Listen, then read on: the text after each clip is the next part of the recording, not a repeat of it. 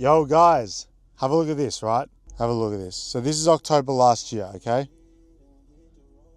We did $258,000, okay? Now I want to show you guys the last 30 days. We've done $1.12 million, okay? Now, why am I showing you guys this? The reason I'm showing you guys this is because there are a few small things and they're little tweaks that you can do to scale like this, okay? Now, this is why I love e-commerce. It's truly the best industry to be in terms of being able to scale, okay? Think about it. If you've got a marketing agency, it's very unlikely you're going to scale to numbers like that. The biggest breakpoint for us, biggest breakthrough, should I say, for us, is diving deep into our consumer base and knowing who we're targeting.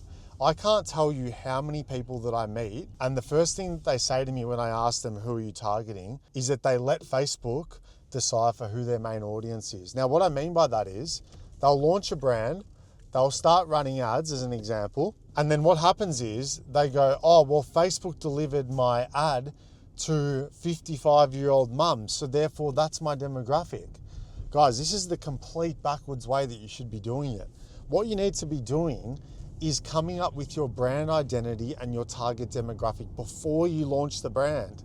You can't let Facebook tell you who it thinks it's your audience is, okay? Yes, we run broad targeting for a reason so that Facebook can find your audience for you, but that's off the basis of you already knowing who you're actually targeting. The reason why it's important is your ad content, the way you speak to your consumers, the models that are in your ads or the creators, whatever, they need to be within your demographic. So what we often do is we use would-be customers in our ads. That enables Facebook to deliver our ads to the right audience, meaning that it doesn't have to spend days and a bunch of money trying to find the right demographic. The reason why some of your ads are most likely delivering to 45 or 50-year-olds is because the metrics look good in terms of engagement. Have you ever seen a 50-year-old look at an ad compared to a 20-year-old girl? My mum, for example, she's 58 years old. She looks at ads on Facebook as if it's the last ad she's ever gonna see because they have a bigger attention span than the younger generation. Guys, if you're doing it that way, you're doing it backwards. You need to focus on audience first. Build up your brand and products based on your target demographic. Launch ads that are gonna be delivered to that demographic and you'll scale a lot faster and a lot harder.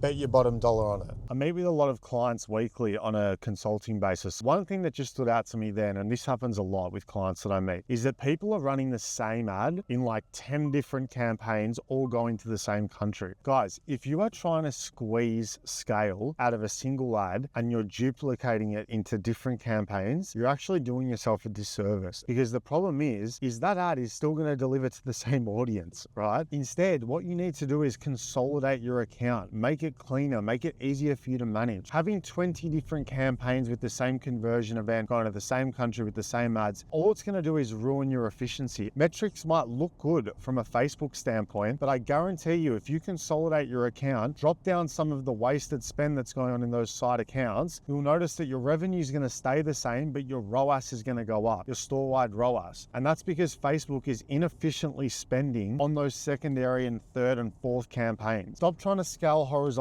with the same ads. You're wasting ad spend, I promise you. What you need to be doing is once you've found a winning ad, go back to the drawing board, analyze the data. Why is it a winning ad? Is it the hook? Is it the angle? Did we really nail the customer's desire in this ad? And then your goal should be to work with your team or by yourself if you're doing this process yourself and work on finding new winners, okay? Stop trying to squeeze the most amount of money out of every creative. You want to be launching new creatives and new angles to scale from. I call these things pillars of scale, okay? That's what's going to drive your business upwards, okay? So it's not always about, let's get more ad spend out of this creative and launch into a new ad. You're just wasting money doing this.